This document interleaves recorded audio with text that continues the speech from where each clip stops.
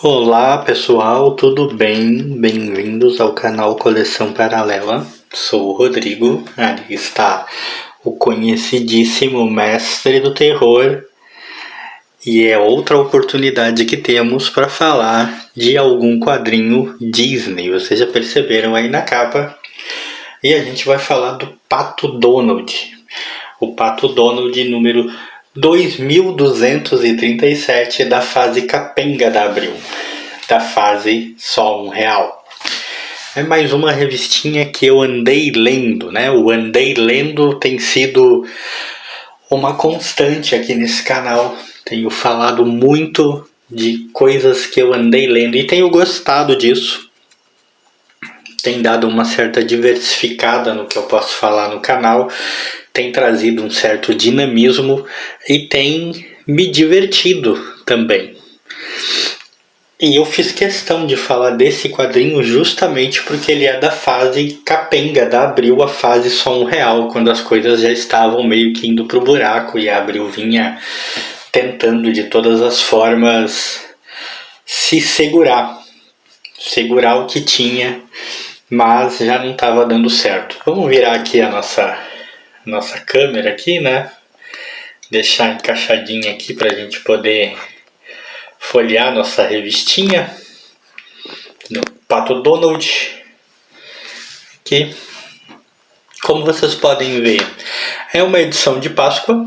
Isso é uma edição que foi publicada na Páscoa. A revista era quinzenal na época.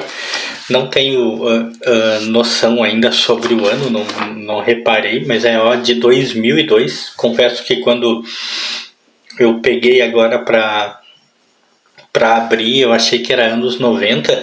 Às vezes eu não estou muito atento a essa janela de tempo de quando a Abril começou a ficar capenga, mas ela é de 2002. E eu chamo essa de a fase capenga da Abril porque as revistas viraram quinzenais, tiveram um número de páginas bem reduzido, um tratamento que muitas vezes deixava a desejar, tanto graficamente quanto na escolha das histórias. E era a fase em que a Abril começava realmente a descer ladeira abaixo, estava ficando complicado para a Abril ainda existir como editora, ela já não era mais aquele poderio todo.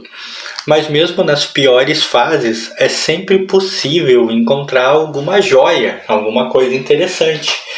E tem boas histórias do Karl Barks, histórias de outros grandes artistas ligados ao material da Disney, publicados na fase capenga da Disney na Abril. E nessa revista aqui, embora não traga créditos e portanto eu não posso falar quem é o artista, quem é o autor, tem pelo menos uma história que eu achei extremamente legal. E era justamente por isso que eu queria falar, pelo que eu estou dizendo, de que mesmo nas piores fases é possível encontrar, muitas vezes, pequenas joias em meio, né, ao lixo, em meio às coisas ruins. Vou fazer aquele esqueminha que eu gosto de fazer com revistas Disney e dar uma folheada ao contrário, falando primeiro de histórias que eu julguei menos interessantes. A revista tem pouco mais de 30 páginas, tem 33, 34 páginas, mas tem várias historinhas curtinhas, tiras do Donald. Essas tiras eram tiradas dos jornais, eu acho. Há um tempo atrás aí eu li o nome do artista principal, do qual era o proprietário, né, o autor da maioria dessas tiras. Eu agora não vou me recordar, vou ficar devendo a informação. Mas tem até mais de uma página com essas tirinhas na revista, era bem aproveitada. São, né, tirinhas curtas do Donald, algumas com piadinhas que até nem fazem muito sentido, não tem muita graça como essa. A revista tem basicamente só histórias com o Donald, né? Histórias do Donald, o que é uma coisa interessante, porque, por exemplo, a Zé Carioca da editora Abril muitas vezes tinha mais histórias de outros personagens do que do próprio Zé Carioca. A do Donald tem muita história do Donald, isso já é bem legal. Tem Castores do Barulho, é uma história na qual os meninos, os sobrinhos do Donald, trazem castores de pelo curto para casa para um trabalho de ciências. São animais que estão em extinção, extremamente raros, então eu gostaria de saber como é que eles conseguiram levar tantos para casa deles para fazer um trabalho. E claro, eles criam um monte de confusões e deixam o Donald bem louco, e no final da história ainda é o Donald que passa por vilão, né? Ele ainda é considerado o vilão da história. Uma historinha padrão, eu diria, nada demais aqui. São poucas histórias na edição, não dá para esperar grandes coisas. Ainda havia espaço para correio, né? O espaço do leitor. Ainda tinha espaço para isso, o que é bem curioso, que ainda fizessem questão de manter. Depois tem uma história da Madame Mim, mas antes disso, mais tiras do Donald. Você vê essa tirinha aqui até que é mais melhorzinha assim, né? Melhorzinha do que aquelas outras lá. Tem uma história da Madame Mim, uma história na qual ela lida com o fiscal da prefeitura. E a história até que é bem boladinha, até que é engraçadinha. E a história principal, cara, é uma verdadeira, pelo menos pro meu gosto, é uma verdadeira joia em meio a uma época em que as histórias não eram muito boas.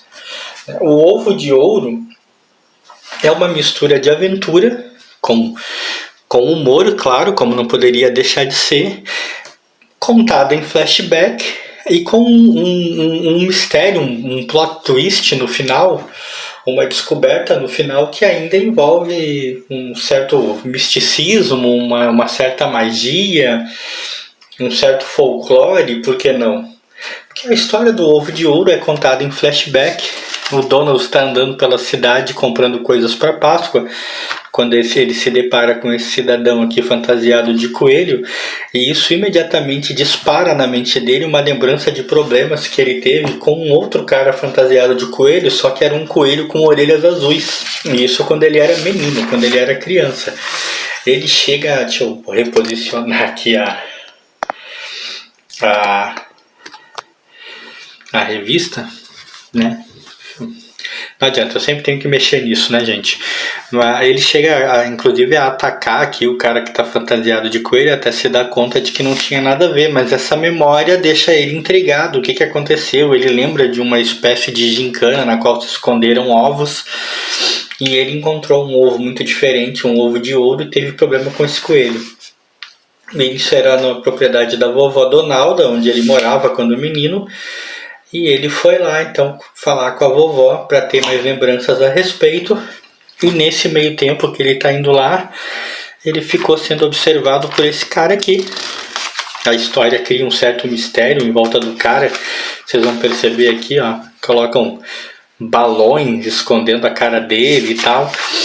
Que o cara reconhece o Donald também, mas logo fica claro que este cara é o tal coelho com orelhas azuis. Ele e este parceiro dele, que se chama Bicudo, é Bigode e Bicudo, haviam roubado uma joia em forma de ovo que valia muito dinheiro e haviam escondido na floresta. Só que na época da infância do Donald existia um personagem de programa de TV chamado Coelho Joca, que a emissora de TV estava fazendo uma gincana na qual escondeu muitos ovos de Páscoa na mesma floresta para as crianças acharem.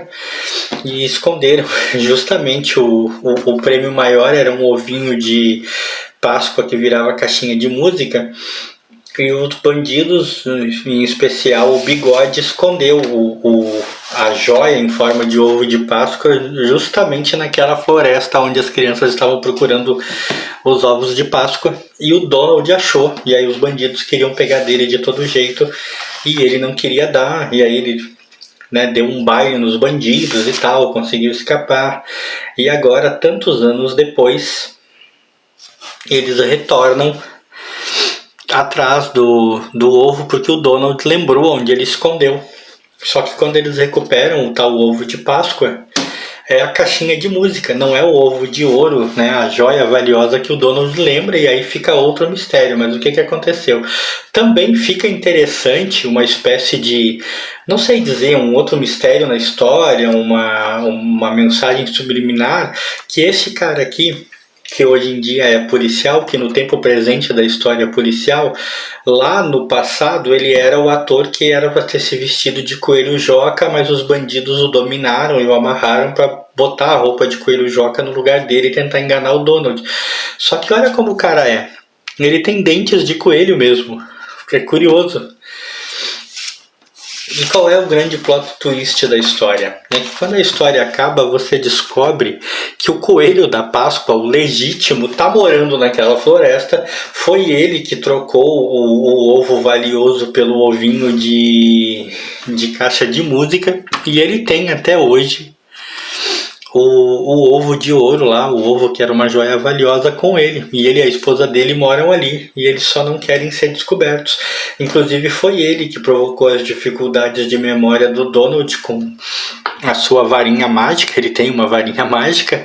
E ele fez o mesmo agora, no ponto presente da história, com quem estava lá, fazendo-os esquecer mais uma vez quais eram as motivações do porquê que eles estavam ali e tal, porque ele não queria que ninguém descobrisse que ele e a esposa dele moram ali, né, que os coelhos da Páscoa moram naquela floresta. Uma história simples, é a maior história da edição. Ainda assim ela ocupa no máximo umas 16 páginas de história, mas muito boa, muito bem escrita e com uma ideia muito interessante, envolvendo o Coelho da Páscoa, envolvendo uma surpresa no final que você não está esperando. A história se conduz de uma maneira que você não espera esse final, você não está esperando encontrar o Coelho da Páscoa, a criatura mágica propriamente dita na história. Tudo nos leva a crer que será uma historinha na qual, no final, os bandidos vão ser presos, né? O tesouro vai ser encontrado, devolvido aos seus donos, coisa do tipo. E olha que curioso, né? Tem uma surpresa totalmente impensável, totalmente surpreendente, olha aí, né? Redundâncias.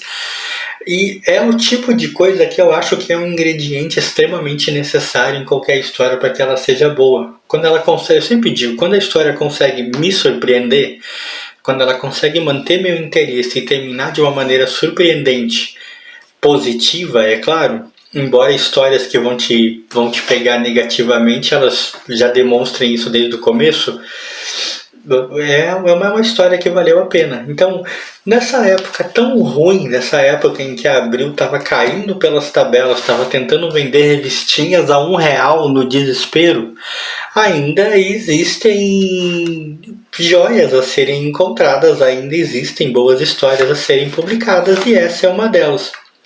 Isso me fez, no mínimo, pensar que outras edições que eu ainda devo ter dessa fase R$1 da Abril merecem mais atenção do que eu vinha dando. E talvez seja interessante eu dar uma observada com mais carinho, porque sempre tem alguma coisa que dá para tirar proveito, né? E se você gostou desse vídeo, like aí pra mim. E para o nosso querido mestre do terror.